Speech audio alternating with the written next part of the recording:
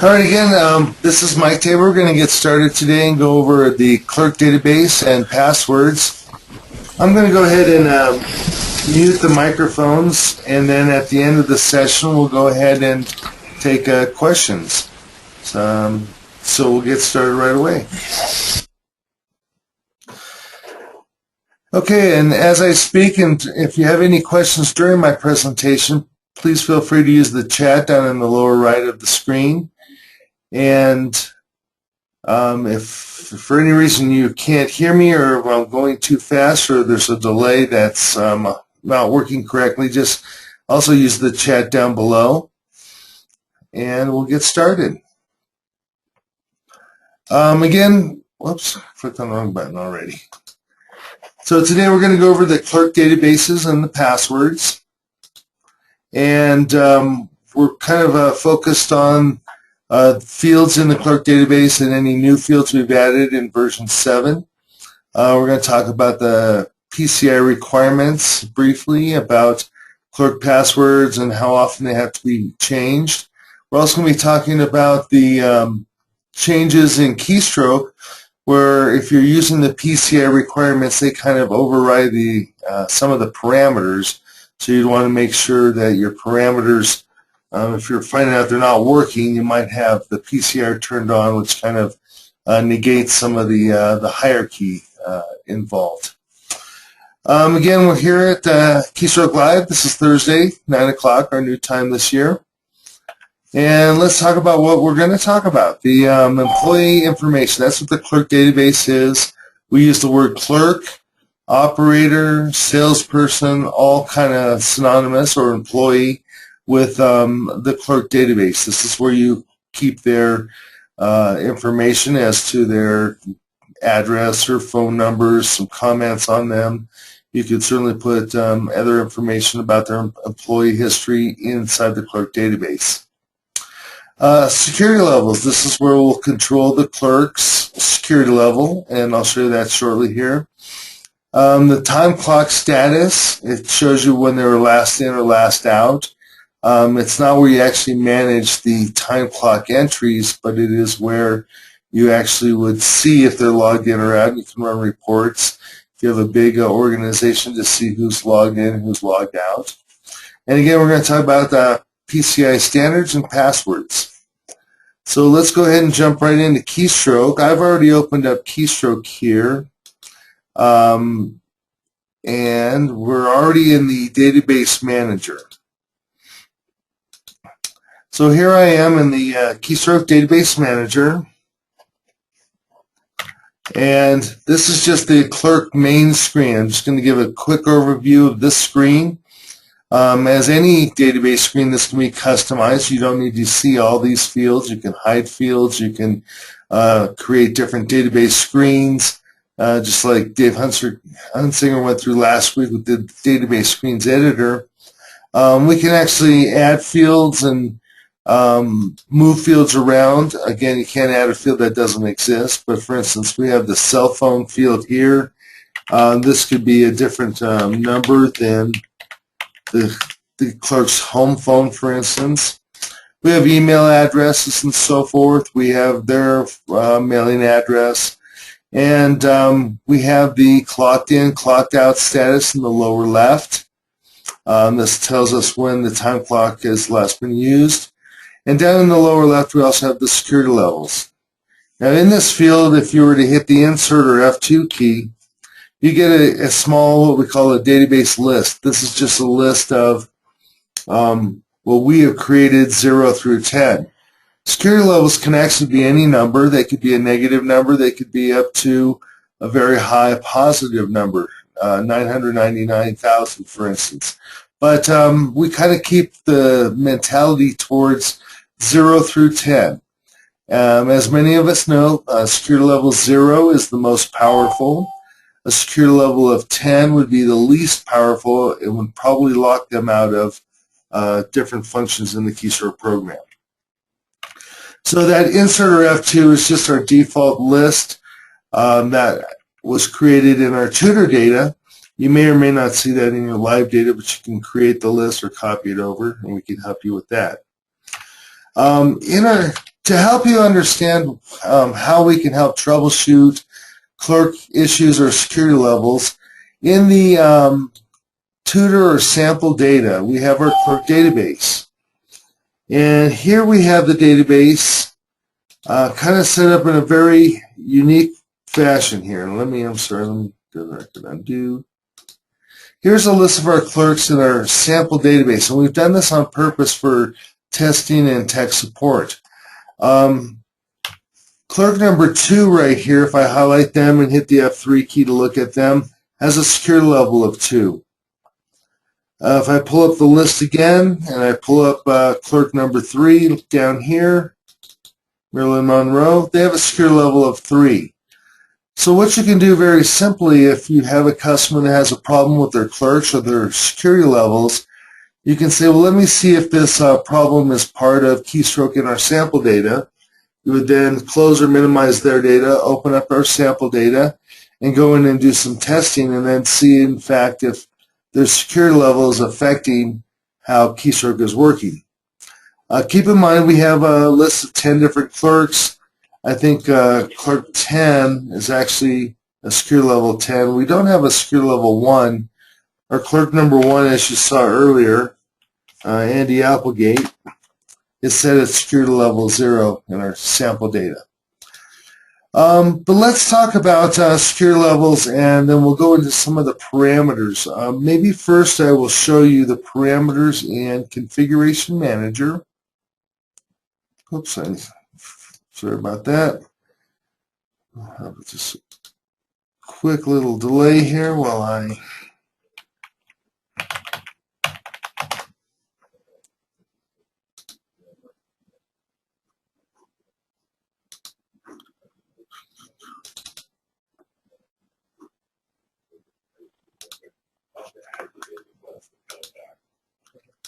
All right, so I'm sorry about that little delay. Back into Keystroke here, we're going to look into Configuration Manager from the main menu. And first of all, we're just going to look at our standard settings right here.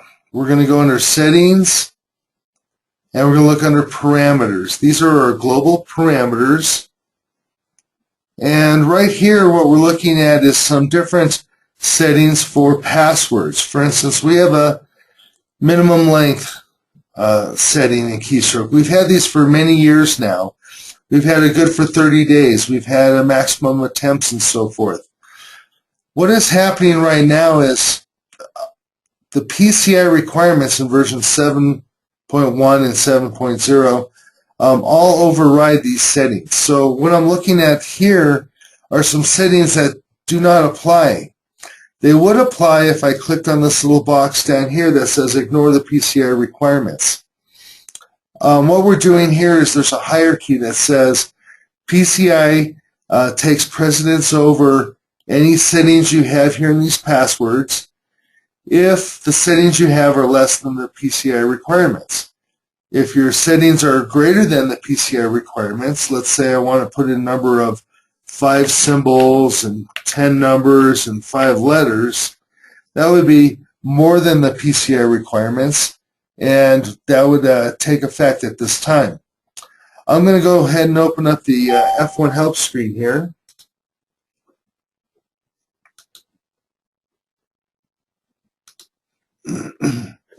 This is the F1 help screen talking about the PCI requirements. Kind of gives a little bit of an overview. It talks about the auditing that's always in effect with PCI. It talks about the clerk passwords, and this is where we're talking about some of the minimum requirements. One of the minimum requirements here, and then I'll highlight it, is that it's at least 7 characters long and at least 1 number or letter.